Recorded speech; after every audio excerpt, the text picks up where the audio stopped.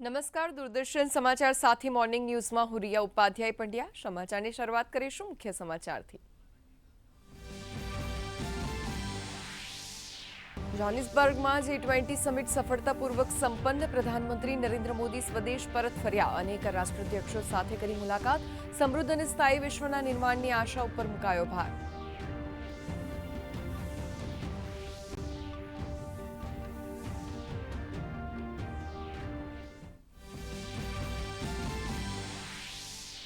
દેશને આજે મળશે 53માં મુખ્ય ન્યાયાધીશ। જસ્ટિસ સૂર્યકાંત બનશે નવા CJI।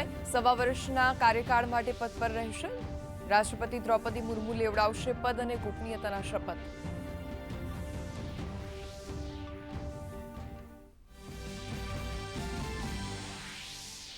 ભારતીય નૌસેનામાં સામેલ થશે શક્તિશાળી માહે। દુશ્મનોની સબમરીનને નષ્ટ કરવામાં સાયલેન્ટ હન્ટરની ભૂમિકા નિભાવશે સ્વદેશી યુદ્ધપોત। સેના પ્રમુખ જનરલ ઉપેન્દ્ર ત્રિવેદી કરશે સમારોહની અધ્યક્ષતા।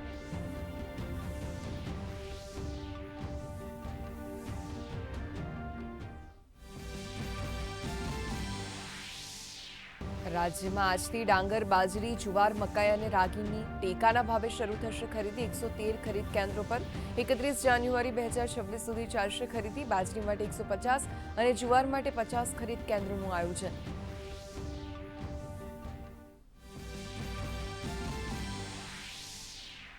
ગીર સોમનાથના સૂત્રાપાડામાં વાંજા સમાજના સમૂહ લગ્નમાં SIR અંગે અપાયો જનજાગૃતિનો સંદેશ। નવદંપતિ અને મહેમાનોને SIR અંગે અપાયું માર્ગદર્શન। ચૂંટણી પંચની કામગીરીમાં સહયોગી થવા અપીલ।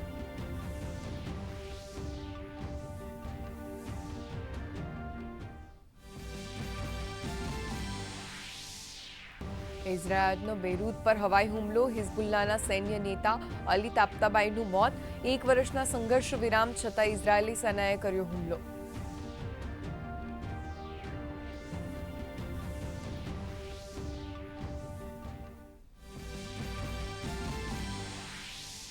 ગુવાહાટી ટેસ્ટમાં બીજા દિવસના અંતે આફ્રિકન ટીમ 489 રનમાં ઓલ આઉટ। આજે ત્રીજા દિવસે ભારતીય બેટ્સમેન પર રહેશે ઉત્તમ પ્રદર્શનની જવાબદારી। મુત્તુસામીએ 109 રન અને જોસને 93 રન બનાવીને કર્યું શાનદાર પ્રદર્શન।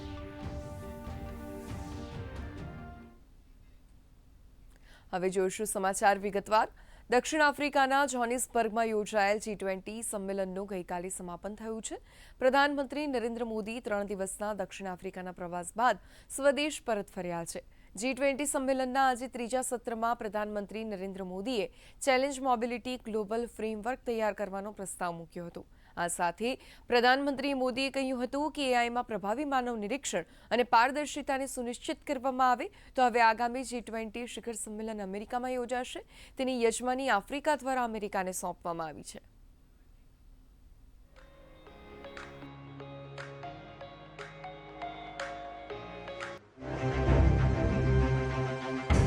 प्रधानमंत्री नरेंद्र मोदी ने रविवार को जोहानिसबर्ग G20 शिखर सम्मेलन के तीसरे सत्र को संबोधित किया। पीएम ने कहा कि जैसे जैसे टेक्नोलॉजी आगे बढ़ रही है, अवसर और संसाधन दोनों कुछ ही हाथों में केंद्रित हो रहे हैं। विश्व में क्रिटिकल टेक्नोलॉजी पर बढ़ते संघर्ष का जिक्र करते हुए पीएम ने उस तकनीकी विकास पर जोर दिया जो वित्त केंद्रित के बजाय मानव केंद्रित हो। पीएम ने प्रभावी मानव निरीक्षण, सुरक्षा, पारदर्शिता और डीप फेक व अपराध में AI उपयोग पर प्रतिबंध के साथ एक ग्लोबल AI कॉम्पैक्ट बनाने पर जोर दिया। पीएम ने कहा कि तेज नवाचार के लिए टैलेंट मोबिलिटी को अनलॉक करना आवश्यक है और G20 को इसका वैश्विक ढांचा तैयार करना चाहिए। एक संवेदनशील और दूरगामी दृष्टिकोण की जरूरत बताते हुए पीएम ने कहा कि देशों को केवल मार्केट्स के तौर पर नहीं देखा जा सकता।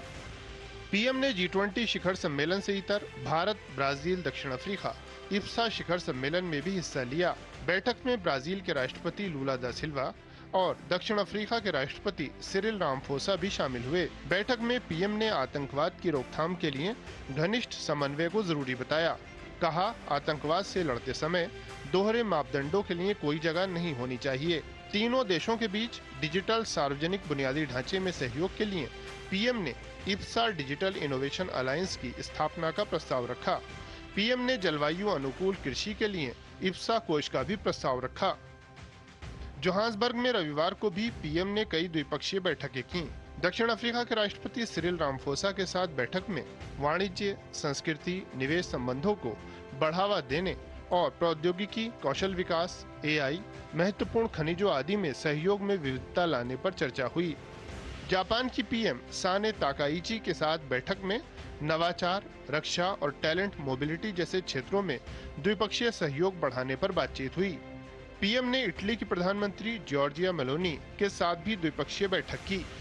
कनाडा के प्रधानमंत्री मार्क कार्नी के साथ भी प्रधानमंत्री की बैठक में अहम मुद्दों पर विचार विमर्श हुआ। प्रधानमंत्री की नीदरलैंड के प्रधानमंत्री डिक शूफ और जमैका के अपने समकक्ष एंड्रयू होलनेस से भी मुलाकातें हुईं। रविवार को ही जोहान्सबर्ग G20 शिखर सम्मेलन संपन्न हुआ। राष्ट्रपति सिरिल रामफोसा ने समूह की अध्यक्षता अमेरिका को सौंपे जाने की घोषणा की। अगले वर्ष G20 शिखर सम्मेलन उसी की मेजबानी में होगा। Bureau report, DD news. Justice Suryakant આજે ભારતના મુખ્ય ન્યાયાધીશ તરીકે શપથ લેશે। રાષ્ટ્રપતિ દ્રૌપદી મુર્મુ તેમને રાષ્ટ્રપતિ ભવનમાં શપથ લેવડાવશે। જસ્ટિસ સૂર્યકાંત ભારતના 53મા મુખ્ય ન્યાયાધીશ બનશે। તેઓ ગઈકાલે નિવૃત્ત થયેલા જસ્ટિસ ભૂષણ આર ગવઈના સ્થાન લેશે। हरियाणा के एक मध्यम वर्गीय किसान परिवार से दुनिया के सबसे बड़े लोकतंत्र की न्यायपालिका के सर्वोच्च पद तक का जस्टिस सूर्यकांत का सफर तमाम उपलब्धियों से भरा रहा है। देश के 53वें प्रधान न्यायाधीश जस्टिस सूर्यकांत अपने परिवार से वकालत में आने वाले पहले व्यक्ति हैं। भारत के प्रधान न्यायाधीश के तौर पर न्यायमूर्ति सूर्यकांत का कार्यकाल लगभग 15 महीने होगा और वह 9 फरवरी 2027 तक सीजीआई के पद पर बने रहेंगे। हरियाणा के एक मध्यम वर्गीय किसान परिवार से आने वाले जस्टिस कांत का करियर कई उपलब्धियों से भरा रहा है। साल 2008 में सिर्फ 38 साल की उम्र में वह हरियाणा के सबसे युवा एडवोकेट जनरल बने। ये पहला मौका है जब हरियाणा से कोई जज सीजीआई के पद तक पहुंचा है। उच्च न्यायपालिका में जस्टिस कांत का सफर साल 2004 में पंजाब व हरियाणा हाईकोर्ट से शुरू हुआ, जहां उन्हें जज के तौर पर नियुक्त किया गया। वह 2018 तक पंजाब व हरियाणा हाईकोर्ट के जज रहे। 2018 में उन्हें हिमाचल प्रदेश हाईकोर्ट का मुख्य न्यायाधीश बनाया गया। 2019 में उन्हें पदोन्नत कर देश की सर्वोच्च अदालत में न्यायाधीश के तौर पर नियुक्त किया गया। सुप्रीम कोर्ट में अपने कार्यकाल में जस्टिस सूर्यकांत ने कई अहम मामलों की सुनवाई की। राष्ट्रपति व राज्यपाल के लिए विधेयकों पर फैसले के लिए समय सीमा तय करने के खिलाफ फैसला देने वाली बेंच का वह हिस्सा रहे। जम्मू कश्मीर को विशेष दर्जा देने वाले अनुच्छेद 370 को खत्म करने के फैसले को सही ठहराने वाली बेंच का भी हिस्सा रहे। उन्होंने आईपीसी की धारा 124A यानी राजद्रोह के तहत नई एफआईआर दर्ज करने पर रोक लगाई। बिहार में एसआईआर के खिलाफ याचिकाओं पर भी उन्होंने सुनवाई की। सेना में पुरुष अधिकारियों की तरह महिला अफसरों को भी स्थायी कमीशन का आदेश दिया। इसके अलावा वह 3 नए कृषि कानूनों के खिलाफ दायर याचिकाओं पर भी सुनवाई कर चुके हैं। विकास सारथी, डीडी न्यूज, दिल्ली। ભારતીય નૌકાદળ આજે મુંબઈના નેવલ ડોકયાર્ડ ખાતે પ્રથમ માહે ક્લાસ એન્ટી સબમરીન યુદ્ધ જહાજ માહે લોન્ચ કરશે। સેના પ્રમુખ જનરલ ઉપેન્દ્ર ત્રિવેદી સમારોહની અધ્યક્ષતા કરશે। સંરક્ષણ મંત્રાલયે જણાવ્યું હતું કે યુદ્ધ જહાજ માહેનું લોન્ચિંગ છીછરા પાણીમાં ઉપયોગ માટે નવી પેઢીના યુદ્ધ જહાજોના આગમનને ચિહ્નિત કરશે। નવું યુદ્ધ જહાજ માહે 80%થી વધુ સ્વદેશી સામગ્રીથી બનાવવામાં આવ્યું છે। રાષ્ટ્રપતિ દ્રૌપદી મુર્મુએ ગુરુ તેગ બહાદુરને તેમના શહીદ દિવસ પર શ્રદ્ધાંજલિ અર્પણ કરી છે। રાષ્ટ્રપતિએ કહ્યું કે સત્ય, ન્યાય અને માનવતાના રક્ષણ માટેના તેમના બલિદાનથી લોકોની એકતા મળી છે। તેમના સંદેશાઓએ લોકોને સત્ય અને ન્યાયના માર્ગ પર ચાલવા પ્રેરણા આપી હતી। હિન્દી ચાદર તરીકે ઓળખાતા ગુરુ તેગ બહાદુરે 1675માં પોતાનું જીવન બલિદાન આપ્યું હતું। ढहता था धर्म, सहमी थी मानवता और इतिहास एक ऐसे प्रहरी को पुकार रहा था जिसके लिए सच और सिद्धांत ही सर्वोच्च थे। ये थे श्री गुरु तेग बहादुर जी, जिनकी शहादत मानवता के इतिहास में अद्वितीय है। 1 अप्रैल 1621 अमृतसर गुरु हरगोबिंद साहिब जी के घर जन्मे छोटे पुत्र तेग बहादुर बचपन से ही गहरी आध्यात्मिकता, ध्यान, साधना और मनन में लीन। सिर्फ 13 साल की उम्र और मुगल सेना के खिलाफ करतारपुर की लड़ाई में दिखाई अद्भुत वीरता। यही वह क्षण था जब मिला नाम तेग बहादुर यानी तलवार का धनी। गुरु पद पर प्रतिष्ठा 20 मार्च 1665 और फिर स्थापना आनंदपुर साहिब की। आनंद आध्यात्म और सीख का वह नगर जो सिख धर्म का एक महत्वपूर्ण आध्यात्मिक और ऐतिहासिक केंद्र बन गया। 1675 कश्मीर, औरंगजेब के अत्याचारों से त्रस्त पंडितों का एक दल पंडित कृपा राम के नेतृत्व में सहायता की तलाश में आनंदपुर पहुंचता है। गुरु तेग बहादुर जी ने एक ऐसा निर्णय लिया जो मानव इतिहास में पहले कभी नहीं हुआ। धर्म बदलने से इंकार और अत्याचार को खुली चुनौती। यही वह क्षण था जिसने उन्हें बना दिया हिंद दी चादर। जुलाई 1675 गुरुजी दिल्ली के लिए रवाना हुए। मलिकपुर रंगड़ा में गिरफ्तारी, सरहिंद में कैद और फिर दिल्ली दरबार में कठोर अल्टीमेटम। इस्लाम कबूल करो, चमत्कार दिखाओ या मौत चुनो। गुरुजी अडिग रहे, शांत दृढ़ सत्य के मार्ग पर। उनके 3 साथियों की निर्मम हत्या कर दी गई। 24 नवंबर 1675 चांदनी चौक, औरंगजेब के आदेश पर सार्वजनिक रूप से उनका सर कलम कर दिया गया। उनकी शहादत के स्थल को अब गुरुद्वारा सीसगंज साहिब के नाम से जाना जाता है। श्री गुरु तेग बहादुर जी की 350वीं शहादत वर्षगांठ भारत और दुनिया भर में अभूतपूर्व भव्यता के साथ मनाई जा रही है। दिल्ली सरकार लाल किले में ऐतिहासिक कीर्तन दरबार की मेजबानी कर रही है, जिसमें भारत और विदेशों के प्रख्यात रागी जत्थे, भक्ति गायक और विद्वान गुरबानी कीर्तन कर रहे हैं। केंद्रीय संस्कृति मंत्रालय द्वारा क्यूरेटेड एक लाइटन शो किले की दीवारों को रोशन कर रहा है, जिसमें तकनीक और कथात्मक कहानी के माध्यम से गुरु तेग बहादुर जी के जीवन, दर्शन और अंतिम बलिदान को दर्शाया जा रहा है।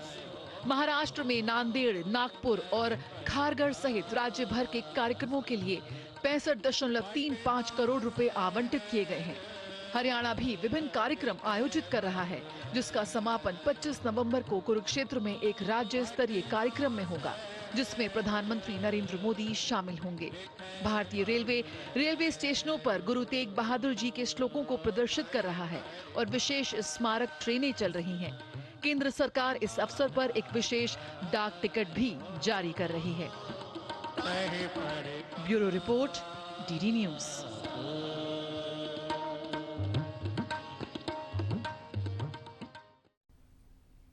ઇઝરાયેલે લેબનાનની રાજધાની બેરૂત પર હુમલો કરીને હિઝબુલ્લાના ચીફ ઓફ સ્ટાફ હેતમ તબ્તાબાઈને મોતને ઘાટ ઉતાર્યાનો દાવો કર્યો છે, જેણે વિશિષ્ટ એકમનું નેતૃત્વ કર્યું હતું। ઇઝરાયેલે જૂન બાદ પ્રથમ વખત બેરૂત પર હુમલો કરીને હિઝબુલ્લાને હથિયાર એકત્ર ન કરવા સાથે પુનઃનિર્માણ સામે ચેતવણી આપી છે। લેબનાનના આરોગ્ય મંત્રાલયે જણાવ્યું કે બેરૂતના દક્ષિણી ઉપનગરોમાં થયેલા હુમલામાં 5ના મોત થયા છે અને 25ની ઈજા થઈ છે। અમેરિકાએ 2016માં હેતમ તબ્તાબાઈને આતંકવાદી જાહેર કરીને તેને સંગઠનના હુમલાખોર એકમના કમાન્ડર બનાવ્યો હતો। મુખ્યમંત્રી ભૂપેન્દ્ર પટેલ સરહદી જિલ્લા કચ્છની મુલાકાતે છે। તેઓએ ગાંધીધામમાં મહાનગરપાલિકા દ્વારા સ્વર્ણિમ જયંતિ મુખ્યમંત્રી શહેરી વિકાસ યોજનાની ગ્રાન્ટમાંથી રૂપિયા 176 કરોડના વિકાસ કામોનું ખાતમુહૂર્ત કર્યું હતું। ગાંધીધામના ટાગોર રોડ પર નવનિર્મિત ફ્લાયઓવર બ્રિજનું ડોક્ટર બાબાસાહેબ આંબેડકર બ્રિજ નામકરણ કરવામાં આવ્યું હતું। તેમજ ઓસ્લો ખાતે સર્કલ ડેવલપમેન્ટ એન્ડ પાર્કિંગ ફેસિલિટીના વિવિધ કામની તકતીનું અનાવરણ પણ કરવામાં આવ્યું હતું। આ તકે મુખ્યમંત્રીએ પોતાના સંબોધનમાં કહ્યું, જાન્યુઆરીમાં રાજકોટમાં યોજાનારી સૌરાષ્ટ્ર કચ્છની વાઇબ્રન્ટ રિજિયોનલ કોન્ફરન્સ મહત્વની બની રહેશે। 2047 સુધી વિકસિત અને આત્મનિર્ભર બનાવવાનું છે, તે માટે શહેરોને ભવિષ્યલક્ષી બનાવવાનું આયોજન કરવું છે। સસ્ટેનેબલ સિટીઝના નિર્માણમાં આગળ વધીએ અને ગાંધીધામ તેમાં લીડ લે તેવી અપેક્ષા વ્યક્ત કરી હતી। કેપિટલની ઓળખ ધરાવતા અને રાજ્યના મહત્વના ઔદ્યોગિક કેન્દ્ર ગાંધીધામને વિકાસની નવી ઊંચાઈઓ સર કરવાની તેમની નેમ છે। એ નેમમાં આગળ વધતા રૂપિયા 176 કરોડના વિવિધ વિકાસ કામોના ખાતમુહૂર્ત આજે કર્યા છે। પહેલા ગાંધીધામનું બજેટ નગરપાલિકાનું 110 કરોડ રૂપિયા અને જેવું મહાનગરપાલિકા બની એટલે 6 ગણું વધારે થઈને આજે 608 કરોડ રૂપિયા બજેટ મંજૂર કર્યું છે। એટલે ખૂબ સારી રીતે વિકાસ થઈ શકે, પાયાની સુવિધાઓ મળી શકે એના માટે રાજ્ય સરકાર હંમેશ કાર્યરત હોય છે. ગાંધીધામ મહાનગરપાલિકા દ્વારા આજે જે વિકાસના કામોના ખાતમુહૂર્ત થયા છે એમાં કોઈ શહેરનો હોલિસ્ટિક એટલે કે સર્વગ્રાહી વિકાસ કેવી રીતે થાય એની આપણને ઝલક જોવા મળે છે. ગાંધીધામ બાદ મુખ્યમંત્રી ભૂપેન્દ્ર પટેલે ભુજ ખાતેથી કચ્છમાં ₹503 કરોડથી વધુના વિકાસ કાર્યોનું લોકાર્પણ કર્યું છે, જેના કારણે જિલ્લાના 10 તાલુકાઓને વિકાસની ભેટ મળી. આ વિકાસ કાર્યોમાં સિંચાઈ, પ્રવાસન, માર્ગ અને મકાન, પશ્ચિમ કચ્છ વન વિભાગ, શિક્ષણ અને જીએસઆરડીસી વિભાગના કામો તેમજ કચ્છના ગ્રામ્ય અને શહેરી વિસ્તારોને જોડતા માર્ગોના રિસરફેસિંગ અને નવીનીકરણનો સમાવેશ થાય છે. આ તકે તેમણે જણાવ્યું હતું કે કચ્છીઓએ તેમના ખમીરથી નીત નવા રેકોર્ડ સર્જ્યા છે. તેમણે એમ પણ કહ્યું કે કચ્છવાસીઓ પાણીની કરકસર અંગે વધુ સારી રીતે જાણે છે, આથી સૌએ વરસાદી પાણીનો સંગ્રહ કરવો જોઈએ. સાથે જ તેમણે સૌને ગ્રીન કવર વધારવા માટે રોપાનું વાવેતર કરવાનો પણ અનુરોધ કર્યો હતો. સાથે જ કચ્છી પ્રોડક્ટ માટે વોકલ ફોર લોકલ અને લોકલ ફોર ગ્લોબલને અસરકારક બનાવવા પણ જણાવ્યું હતું. રાજ્ય સરકાર ખરીફ માર્કેટિંગ સિઝન 2025-26 અંતર્ગત લઘુત્તમ ટેકાના ભાવે ડાંગર, બાજરી, જુવાર, મકાઈ તથા રાગીની ખરીદી સીધી ખેડૂતો પાસેથી કરશે. ડાંગર માટે પ્રતિ હેક્ટર 1500 કિલોગ્રામ ડાંગરનો જથ્થો નોંધણી થયેલા ધરતીપુત્રો પાસેથી ખરીદ કરવામાં આવશે.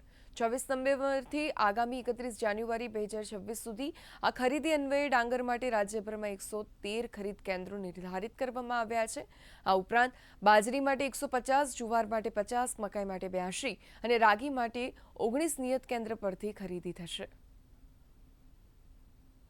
કૃષિ મંત્રી જીતુભાઈ વાઘાણીએ જે ગઈકાલે જાહેરાત કરી કે 24 તારીખથી ખેડૂતો પાસેથી ટેકાના ભાવે ડાંગર, બાજરી, જુવાર, મકાઈ, રાગી જેવી સીધી ખરીદી કરશે. સાર્વત્રિક રીતે ગુજરાતના ખેડૂતોના હિત માટે ગુજરાત સરકાર માનનીય ભૂપેન્દ્રભાઈ પટેલના નેતૃત્વમાં જે ચાલી રહી છે અને કૃષિ મંત્રી જીતુભાઈ વાઘાણી સુચારુ ઢંગથી ખેડૂતોના હિત માટે એની વ્યવસ્થાઓ જે કરી રહ્યા છે એની ખુશી વ્યક્ત કરતા હું ખૂબ ખૂબ અભિનંદન આપું છું. મહેસાણા જિલ્લાના વડનગર ખાતે તાનારીરી મહોત્સવમાં જિલ્લા પ્રભારી મંત્રી પ્રવીણભાઈ માળી ઉપસ્થિત રહ્યા હતા. તેમના હસ્તે શાસ્ત્રીય ગાયક ડોક્ટર સુભદ્રા દેસાઈ, સંતૂર વાદક નિનદ અધિકારી અને લોક ગાયક પાર્થ ઓઝા, શાસ્ત્રીય ગાયક ડોક્ટર તેજલ ભરત ઠાકરને સાલ અને મોમેન્ટો આપી સન્માનિત કરવામાં આવ્યા હતા. જિલ્લા પ્રભારી મંત્રી પ્રવીણભાઈ માળીએ સંગીતના ઉપાસકો વિશે વાત કરતા જણાવ્યું હતું કે ભારતીય સંગીતકારોની ઓળખ વિશ્વમાં અલગ જ છે. જેમ મીરાબાઈએ ગાયેલા ગીતો એ પ્રભુ ભક્તિ દર્શાવે છે, તેમ તાનારીરીના મલ્હાર રાગ તાનસેનના શરીરમાં ઉત્પન્ન થયેલી દાહને શાંત કરી હતી, પરંતુ અકબરના તાબે થવાના બદલે પ્રાણને આહુતિ આપી હતી. આ લૌકિક વારસાને ઉજાગર કરવા સરકાર દ્વારા આવા કાર્યક્રમનું આયોજન કરવામાં આવે છે.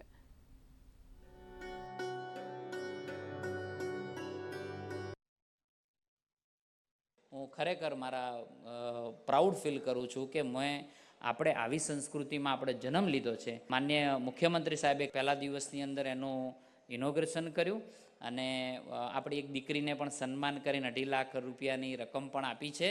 મને બહુ આનંદની વાત છે કે આવા આપણા કલાકારો પણ પોતાની કળાની દ્રષ્ટિએ આગળ વધે. આપણે પણ આપણા જે ફિલ્ડમાં છીએ, આપણો સાંસ્કૃતિક જે વારસો છે એને પણ આપણે જાળવી રાખીએ. તબક્કે આપ સૌને આ વિદિત કરું છું.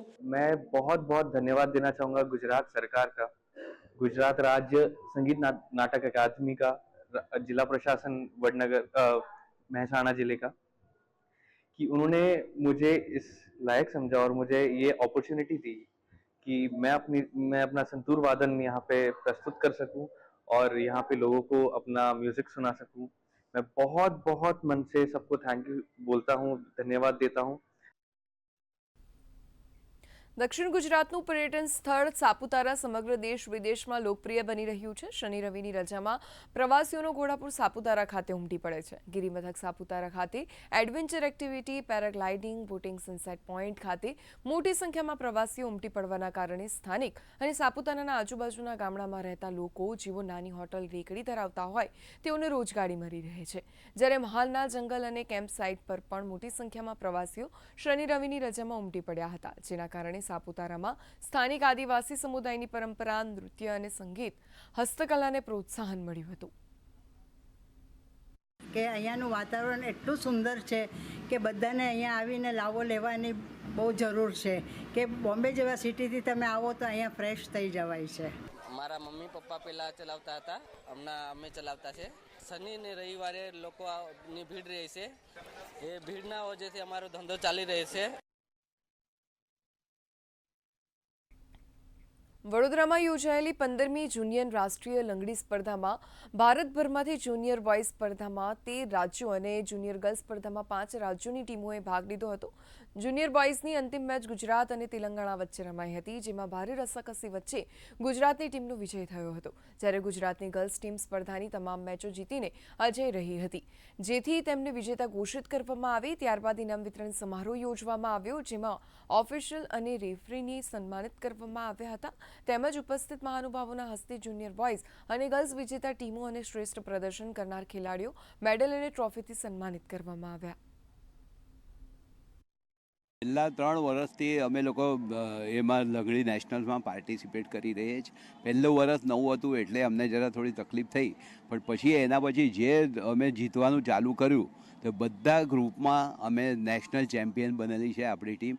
બહુ જ અમે એમની પાસેથી કોચિંગ અને કેમ્પ અને ટ્રેનિંગ આપીએ છીએ, એટલે સારામાં સારું પરફોર્મન્સ કરે છે છોકરાઓ. અને 21, 22, 23 3 દિવસ આ ટુર્નામેન્ટ 15મી નેશનલ ટુર્નામેન્ટ આયોજન કરી હતી. ગુજરાતની ટીમ છે અને ગુજરાતમાં જ 15th નેશનલ લંગડી ચેમ્પિયનશિપ ગુજરાતમાં થયું હતું અને અમારી જે બેઓ ટીમ છે જુનિયરની એ બેઓ ટીમ ચેમ્પિયન બની છે, તો મને બહુ ખુશી થઈ રહી છે. અને મેં થેન્ક યુ કહું છું મુડે સરને અને દિલીપ સરને, જેમને ફેસિલિટીઝ પ્રોવાઈડ કરી છે અમને આટલી સારી. અને હવે આગળ જ આવી રીતે વધતા રહીશું અને ફર્સ્ટ પોઝિશન લાવીશું. સરદાર વલ્લભભાઈ પટેલની 150મી જન્મજયંતિની ઉજવણી સમગ્ર દેશમાં કરવામાં આવી રહી છે, જે અંતર્ગત ગુજરાતમાં ઉજવણીના ભાગરૂપે દરેક જિલ્લાઓમાં પદયાત્રાનું આયોજન કરવામાં આવી રહ્યું છે. અમદાવાદના વેજલપુર વિધાનસભા ખાતે ગત સાંજે ધારાસભ્ય અમિત ઠાકર અને અમદાવાદ મ્યુનિસિપલ કોર્પોરેશનના સ્ટેન્ડિંગ કમિટીના ચેરમેન દેવાંગ દાણીના નેજા હેઠળ પદયાત્રા યોજાઈ હતી. આ પદયાત્રાનો શુભારંભ વસ્ત્રાપુર સરદાર પટેલની પ્રતિમાને ફુલહાર કરી પ્રારંભ કરવામાં આવ્યો. આ પદયાત્રા જોધપુર ગામમાં સમાપન કરવામાં આવ્યું હતું. આ પદયાત્રામાં મોટી સંખ્યામાં નાગરિકો જોડાયા હતા.